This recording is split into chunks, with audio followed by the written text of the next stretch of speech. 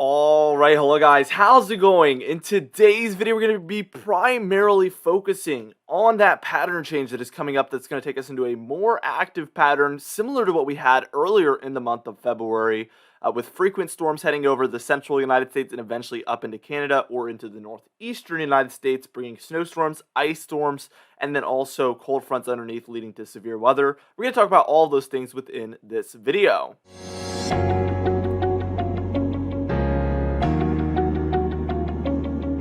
Anyways, before I get into this video, be sure to smash that like button, leave a comment down below, and subscribe for more weather-related content. For today's comment of the day, I want to know, do you think that March will be more stormy than the month of February was? Let me know in the comments down below what your thoughts are, and I'll be picking one of those for tomorrow's video. Alright, now let's get straight into things, and first things first, we're taking a look at our current radar imagery. We have this southern slider down here that we've been talking about for about a week now that would come through. This is going to be a rain event, purely a rain event for 95% of folks.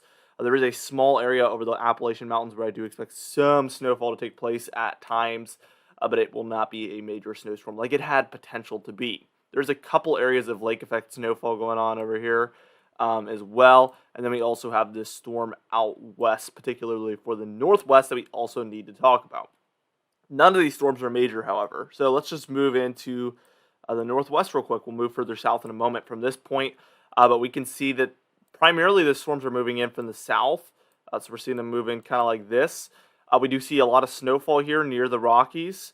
We also see snowfall here near the Cascades, so the two mountain ranges, and sometimes areas in between we're seeing this take place. And here, it's pretty spotty though. It's mixed precipitation in there, depending on your elevation, but primarily as it approaches the Rockies here, it's becoming snowfall again, and over the Cascades, it's obviously snowfall. Then here for the coastal regions of Washington and Oregon, we have primarily rainfall, heavy rainfall. Now, as we move further south, we can see that there is some precipitation down here, but not a ton.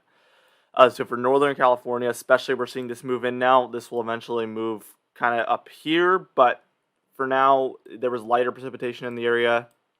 Now a more moderate to heavy pocket is moving in at this point for Northern California.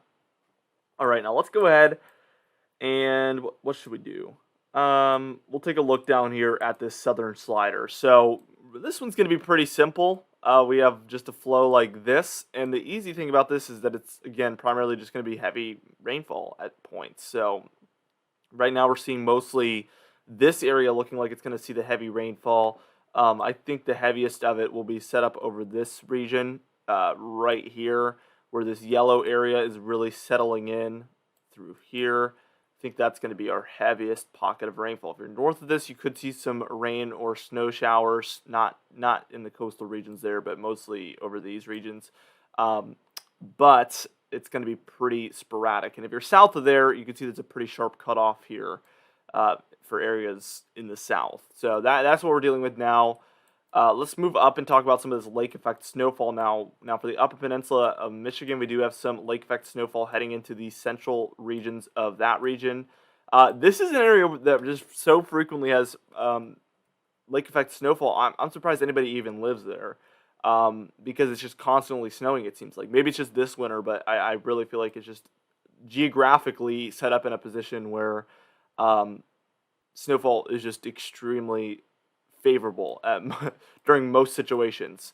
Now we have a lot of that lake effect snowfall heading into these regions of New York and Vermont, and this is like stationary, practically stationary, and I believe they call this region the Tug Hill of New York, particularly over here near the Adirondacks, which is kind of a bigger region that's just this whole thing. But I think over here particularly they call this the Tug Hill. It might be closer over here. I don't exactly know where that is set up, but usually this area is set up prime for this this lake effect snowfall. I don't know why that keeps leaving my mind and then I can't think of it, but lake effect snowfall, we have a lot of it going on and it is not moving. It's just staying over the same exact region, so expect great and very large amounts of accumulation to take place. So this is the current radar. We're going to go ahead and move on and talk about our modeled guidance.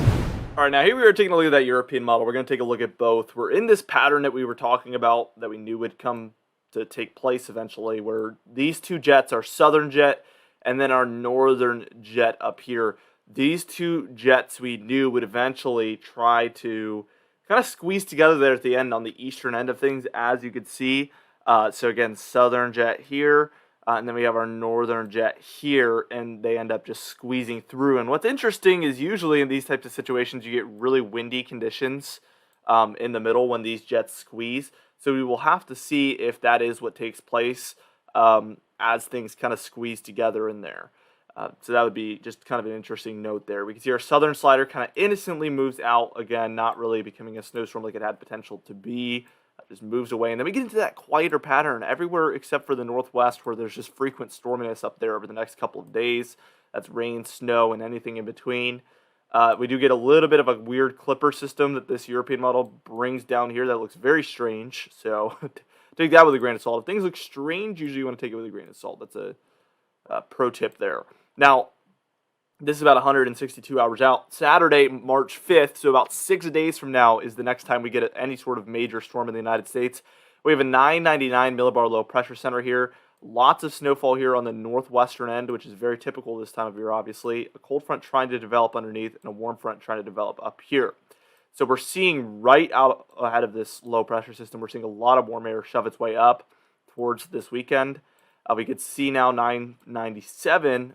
Now we can really see this cold front, and we can see the warm front there. So immediately out ahead of that cold front is where the warmest conditions will be, but even near the coast, I expect some warmer conditions. Way behind this cold front and this low pressure system, you can see that the cold air is diving down into the western United States.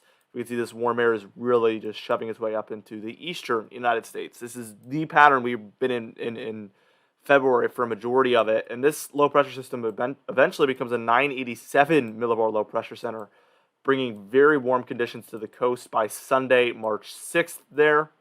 And then we see another low develop somewhere in here, again bringing a cold front underneath, warm front out ahead. So we get back in this pattern where we see these frequent storms heading through this region, and this isn't exactly unheard of. You know, this is a pretty frequent pattern that we see. It's just the fact that we've been so stuck in it is the surprising part. So again, warm front here, cold front trying to push its way down, but they keep becoming stationary fronts, which means they're not really heading eastward like you'd expect from a cold front. They're actually just kind of staying right where they're at. They can't force their way any further because that warm air is just holding its ground. It's like a battle happening up in the air, I swear. Now, we see this move through, and this front, the low pressure system is about there by this point. This front has tried to move through so slowly, but that's what we see at the end of this European model run as well as some snowfall down here as well. Let's see if there's any sort of cape, which I forgot to mention what it was because I got so many comments yesterday. What's cape? That was like, I got like 5 comments like that. Cape is convective available potential energy. Okay, and cape is thunderstorm fuel or thunderstorm food. This is where this model makes my job really easy, and it takes a weird, crazy equation, something between humidity, temperature, all that, and it comes up with a number here and tells us how much potential there is for thunderstorm activity. Okay, so if you're anywhere and there's no color or there's very, very dark blues, there's probably hardly any potential for thunderstorms at any point here. And that's frequent in the wintertime. Okay, that's not very rare. But by March 5th here, look at this. We start to get an elevated area. You just watched the entire model run. I was sliding it that entire time. From now till March 5th, that's what was happening. So basically nothing. And now by March 5th, we get these amounts in here. The dark blues are going to be very minimal. Those lighter blues are going to be also pretty minimal, but enough. Once you get into the hundreds, so that's about 300 to 600 amounts, that's where you're kind of moving up towards potential for severe weather, obviously. And then greens is where we're moving up towards 1,000, which is generally considered the amount that you need for severe weather. So there's that. Let's continue this on. We can see that this moves up into here. So this is pretty long range. Don't pay attention to the exact locations. This can move south or north. So we're generally watching this region. It could be way further south. It could be way further north. It could be anywhere in there. But we do have Cape. And then with the next event, by March 6th, we have more heading into these regions and even higher values too. These better yet, these greens are 600 to about 1,200 or even 1,500 in here for Texas and Oklahoma. So March 6th through 7th, we also get those elevated amounts. Then March 7th through 8th, we have these amounts down here for the Gulf states. So we just have elevated amounts of CAPE throughout this entire pattern. We even get some here on the southeast coast, which we've seen that in the long range the past few storms, and it just doesn't come to be true. So we're going to take that with a grain of salt. But let's move on with the GFS model and get a little bit further because this model has more range. So we see that same type of storm around the 5th here. We can see the same setup, the warmth out ahead, cold coming in behind here, and that's just where we're at.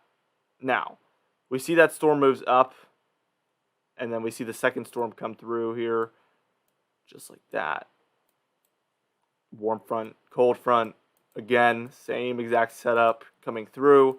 So we get into this repetitive pattern just like we were in. And then we get an even more major storm here. This one's a little weird. I don't even know what that is, but this is the long-range GFS, so, we don't really have to know what it is. We do see we get back into a little bit of a nor'easter pattern in the long range on this model. The one thing I will say is the GFS tends to, basically this is what the GFS tends to want to do. It tends to want to give you a jet stream like this, like absolute insane trough with nor'easters heading up the coast. Anytime beyond like around 300 hours out, so very, very long range, it kind of just always reverts back to that pattern. So we see that take place here, like historic trough. I wouldn't say historic, but it shows extreme trough with storms trying to head up the coast. A lot of snow. It always does this. So we're going to take that with even less than a grain of salt. We're just not even going to really pay attention to that too much.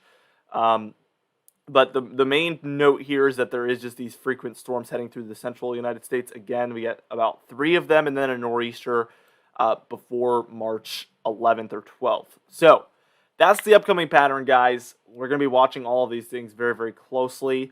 But I do think we're going to revert back to a pattern with those major storms through the central United States, bringing warm fronts out ahead of it, warm up for the eastern half of the country, and then a cold front swinging underneath, coming through, bringing rainfall and colder temperatures behind it. So we look to go back to that pattern in the early to mid portion of March, which is very, very interesting. Anyway, for today's confidence tab, we are at a 4 out of 6 as always. For today's comment of the day, I asked you guys, how do you think this upcoming month of March is going to go? And Michael said March looks like a spring-like pattern for the east with severe weather potential in the south. I'm sure he's referring to those warm fronts coming up ahead, and then the cold fronts coming underneath. So that's bringing the warm spring-like pattern to the east, and then also the severe weather underneath as that cold front swings through. Will be a little bit flip-floppy, of course. For today's patron, highlight of the day, I want to thank you all for supporting the channel, but especially our platinum patrons, Bill Crates, James Wade, Dovey Nagel, Lil the Band, Mandy Birchfield, Patrick Strickland, Dave Scott, and Donna Carnes as well. I would also to thank our diamond patrons, Bill Roberts, Marcus Connolly, Noah Harley, Michael Cuddle, Asa Catbite, Charles Stinnett, Bill Dallas, Gary's, and John Calisi also. I would also to thank our channel members, Catbite, Stephen Fan, and Jeremy Cox as well. Anyway, guys, thank you so much for watching this video. Be sure to smash that like button, leave a comment down below, and subscribe for more weather-related content. I'll see you guys in the next video.